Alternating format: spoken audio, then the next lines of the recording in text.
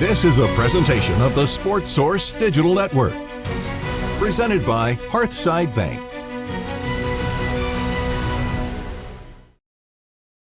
With fan protests going on in the EPL the last 2 weeks, can fans actually create a change in ownership? We discuss it next.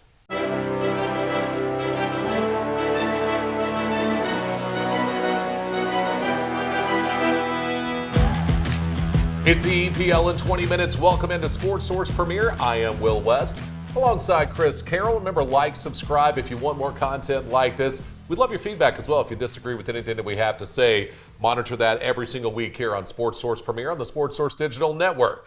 Chris, let's get right to it. We saw Chelsea fans protesting ownership there with their group. United fans expected to wear black this weekend to protest what's going on with the Glazer family. Spurs have tried to throw out, fire Levy forever to no avail for as long as I've been a Spurs fan, just about. Yep. So I'll ask this question to you. Can fans actually create a change in ownership? Fans have influence on getting a manager out, but they got very little influence on getting owners out. And there's so many clubs, not just the big boys that you hear about, so many clubs, fans that aren't happy with their owners. I'm talking from Wolves, so they're not high profile, so you don't hear about it. Wolves fans would love the Chinese billionaire owners out of Wolves, because the fans expect owners to be invested like they are in the club as fans, as supporters, and they're just not. Back in the day, the owner of your club used to be the wealthy local businessman, and he was a fan of the club as well. And so they connected with him, and he connected with the fans. Now that the model's just completely changed, unfortunately, the fans just think that the owners are one of them, and they're not. The owners look at it through a completely different set of eyes. They're involved with billions of dollars, millions of dollars, more than the fans can even think about. And all the fans want to do is see loads of money spent on the best players, and if the owners aren't doing that, they want them out. It's kind of short-sighted. I get it. I completely understand it as a Wolves fan. I'd love Wolves owners to be spending more money on, spending the money that they make, selling their best players. It's just not going to happen that way. And to me, it's really interesting because you have kind of, especially Chelsea, Spurs, United, big clubs in the EPL right now. You have three different things that have happened there, right? Chelsea owners came in, spent a ton of money, and that was one of the reasons that Bowley kind of said, I can't sell the team right now. I have $3.2 billion invested in it. Mm-hmm. So that's not going to happen. This just comes with the territory. They've spent almost £1.7 billion on transfers since that group has taken over ownership. But they did it like a fantasy football club. They're not looking at it because they don't know the sport well enough. They're not thinking of the personalities of the players. Mm-hmm. So it hasn't worked out there, even though Chelsea has spent, look, I'm a Spurs fan. I'm not happy with the lack of spending for Spurs, but Chelsea has spent. United's a different thing altogether. Malcolm Glazer dies in 2014. Since then, the United hasn't won the EPL, and it just seems to get worse and worse. You're 2 years in a row that you've had the worst finish. I guess, unless they reel off, 8-10 straight right now, they'll finish 2 years in a row with the worst finish in the history of Manchester United in the top flight of English football. Then you have Spurs. It is just an investment piece. Levy seems to make sure that they built a new stadium, they get concerts there, they get NFL games there. I don't know that he cares if they win or lose. I'm sure he would prefer that they did, but there's not going to be a lot of an investment into it. So it's three different things that lead to it, but I will say the one thing that they all have in common, I don't think there's anything supporters groups can do at this point to change it. The business is just too big in this day and age. When these clubs are worth £50 million, £100 million, that might be one thing. I don't want the negative publicity. I have these other things going on. Yes, I'll sell on this club. Now, when you're talking about billions of dollars and you're talking about negotiating deals in China, Indonesia, India, United States, that makes more money than they could ever dream to make in England, there's no chance, I think, that fans can get an ownership group to change. It's a completely different model now. I'm not saying they haven't made mistakes. They do. They have made mistakes, and it's probably because owners come in and they want too much power. They don't know the game. Abramovich did it right. When he came in at Chelsea, spent all that money, he had a great team below him, advising him. I don't know who was actually making the decisions. He may have had the final say when a manager wasn't working out, and he quickly fired him, but they replaced him with the right guy, and their success just kept building and building and building. So, of course, all the fans are happy. Don't care who the owner is at that point. All of a sudden everyone's off the moral high ground. We'll take whoever as long as it's working. So, yeah, they're making mistakes, but no, there's no way they're going to force owners out. Do you speak of new models? Let's talk about the new model in the Champions League. I gave you a call this weekend and said, I don't know, since we've had the Champions League in the United States, I don't know that I've been more disinterested in what's going on with the Champions League this year. Part of it's once we got to, I was all in group stages, then once we got to the playoff, and the knockout round playoff where we find the other 8 teams for the round of 16, I just kind of tapped out at that point. But you said not the case for you, right? Interesting. No, it's not the case for me. It's weird. It's the other way around for me. And here's what I didn't like about the previous setup, the group stages, the meaningless games. There were so many dead rubbers where you knew the outcome already. It was just a complete waste of time for me. So I didn't get interested in the Champions League till the quarterfinal, semi-final when it got interesting, because you knew what the outcomes were going to be of all these meaningless games in the groups. This model, at least it's thrown up with one table. It's thrown up some interesting games early on that have meaning because they're all trying to finish in the top whatever to make the get the right seeding. Yeah, and that's it. And now the seeding is less so now in the knockout games, where it's thrown up some interesting games early on in the last 16. Are you good with teams from the same country facing each other so early on? Are you good with that? Absolutely. Yeah, okay. I think the fact that it's just open now, it seems like, and it takes me back to how it used to be, where it was just not seeded at all, thrown up. Like I'll mention in a previous show when Nottingham Forest won the European Cup. The first round they had to play Liverpool, who were the current holders, and playing the current holders first round is tough, and playing a team from your own country first round, was tough. So yeah, I think it should be open. I like it. I'm enjoying it this year. Do you like the seeding, or would you prefer a draw at that point? Well, I like the seed. I don't like any seeding, quite frankly, because I think the top boys are protected enough. There's enough places open now for all the big boys to get in there. They've really opened outside it of up. Spurs and United, anyway. Pardon? Outside of Spurs and United, anyway. There's not enough places for us. That's right. Then we need 14 in for the Premier League. Yeah. Maybe they should just put the whole Premier League That's right, in there. That'd make me happy. Okay, so do you think you'll continue to be interested beyond this, or is it just a matter of adding the new wrinkle has created something to No, I think it will. Yeah, I think it's good. So I'll take another look at it next year and see how it looks. But I think it's been an improvement for me. Yep. I feel like I'm watching worthless matches while the top 8 are protected. That's why that kind of it felt like, why am I doing this? Why am I not seeing the top teams? Why not seeing that top 8? Part of it is I don't have as much familiarity with maybe some of the other clubs that are there. Part of that's maybe I'm just too EPL focused, and a few teams in Germany, a few teams in Spain, and those teams were clear, so I'm watching a bunch of teams play each other that I don't kind of care about for the most part. Yeah, and perhaps the improvement for me is that there's less meaningless games. Yeah, that's true. At the same time, we did get Madrid City, which is not a meaningless game when you talk about two big brands like that. Exactly, and that's an improvement that we wouldn't have had 2 years ago. That's absolutely true. All right. Third thing we'll talk about today, promotion and relegation. This is our buy or sell segment here on Sports Source Premier. One thing that we're going to buy or promote, one thing, entity, teams, player that we will relegate. Chris, I'll let you start with your promotion. I'll go with the team for promotion. Preston North End, the only championship team left in the FA Cup in the last 8.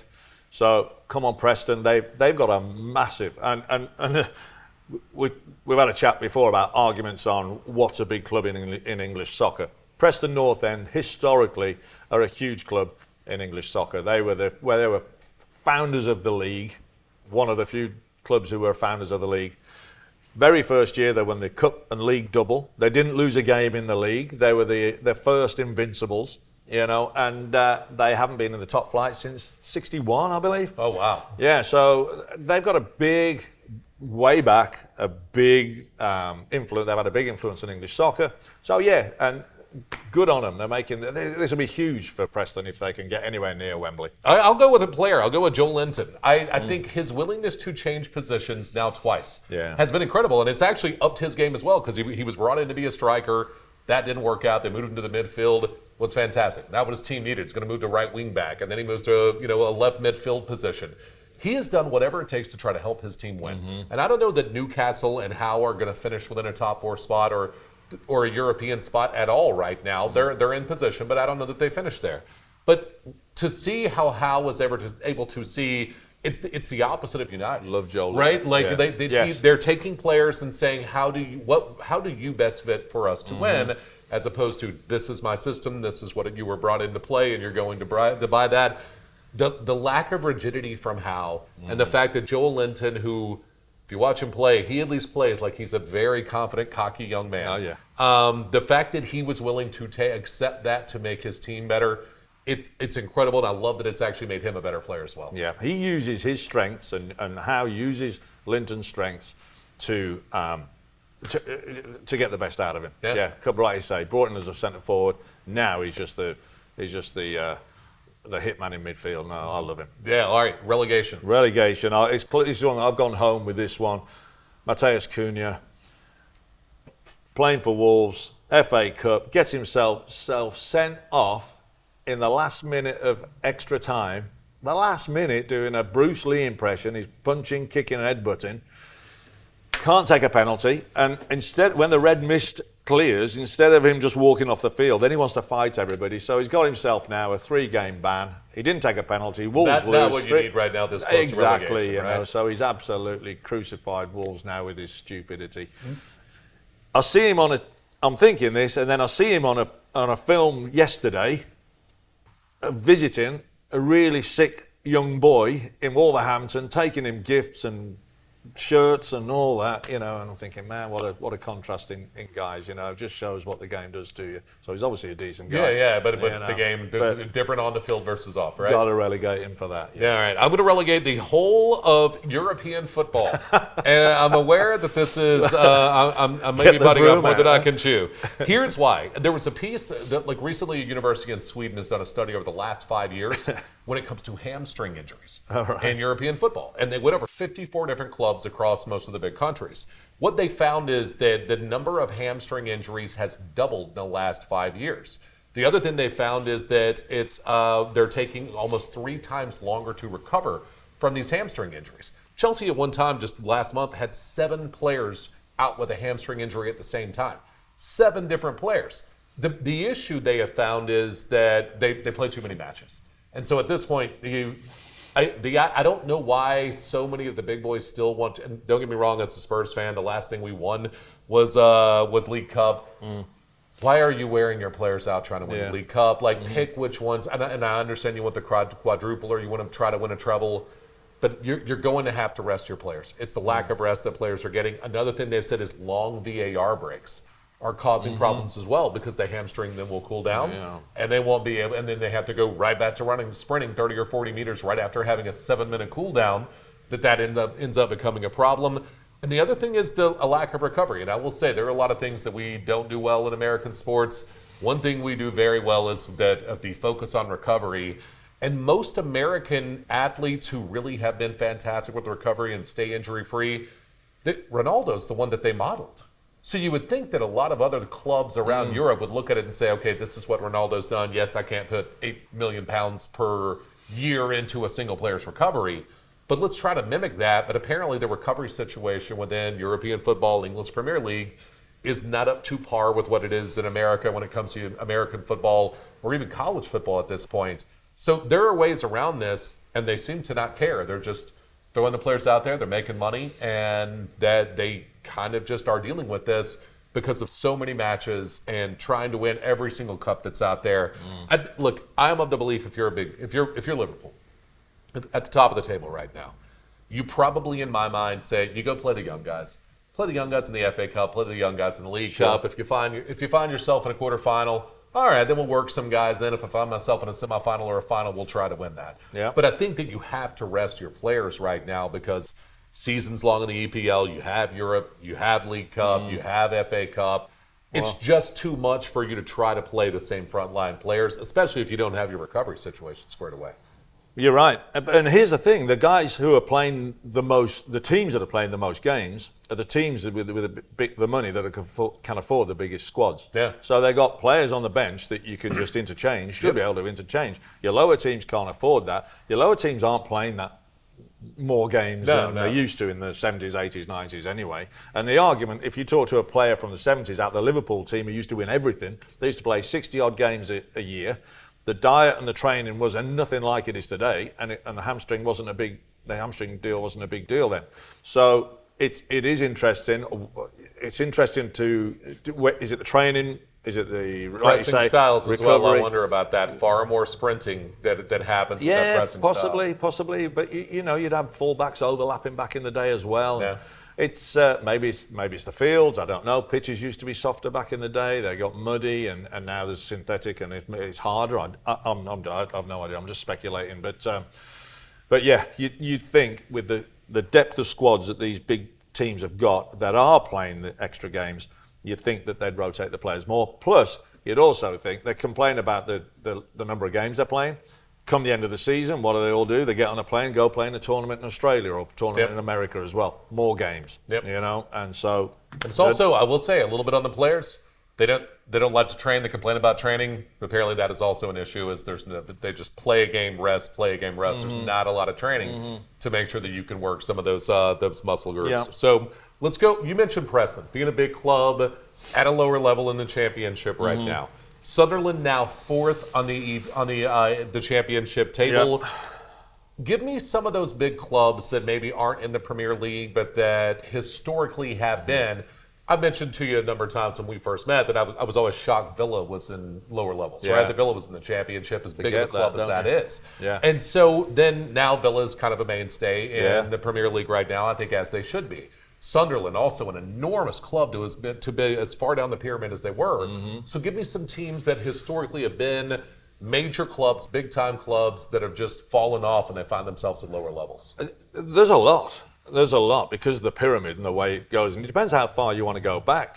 To me, the year 2000 was recent. But, you're going 25 years back now. Some of the people watching this might not have been born, so they think, crikey, that's why go back further than that? Yeah.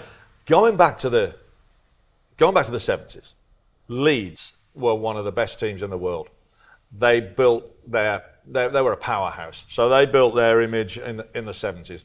Leeds, they've been a revolving door since they won the league in the 70s, they won the FA Cup, then in the 90s they won the league again. Since the 90s, they've been a revolving door of owners and managers. It's been a financial stress. Sunderland likewise. Sunderland going further back, they've won the championship 6 times.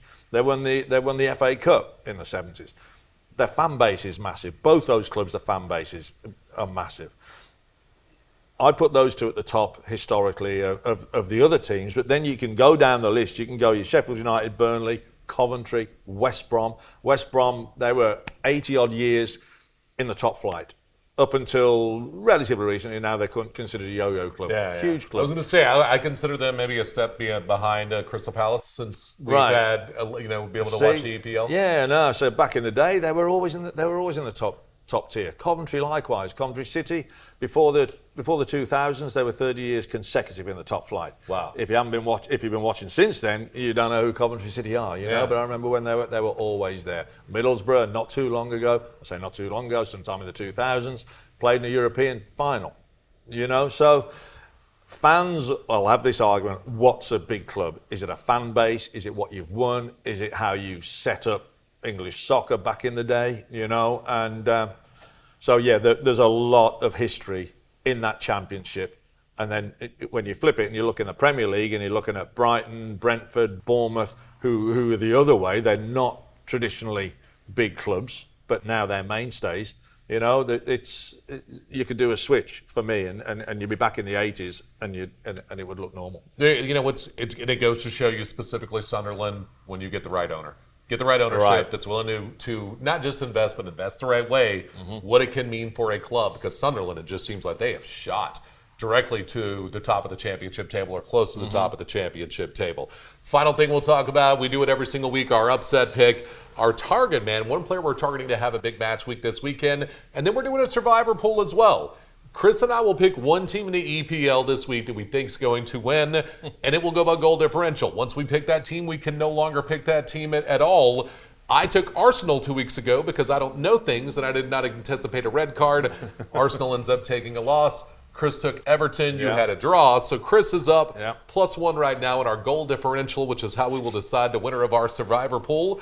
But we'll start with our upset pick of the week. Give me your upset pick this week. I'll tell you what, I was looking for an upset. It's tough to pick an upset. It really is. This There's also a lot of teams who are right next to each other on the table going toe-to-toe. So I went out on a limb here, and I went for Ipswich. Ipswich are due a win. They are due. I'm being a Wolves fan, I know it's coming, and it's probably coming this week.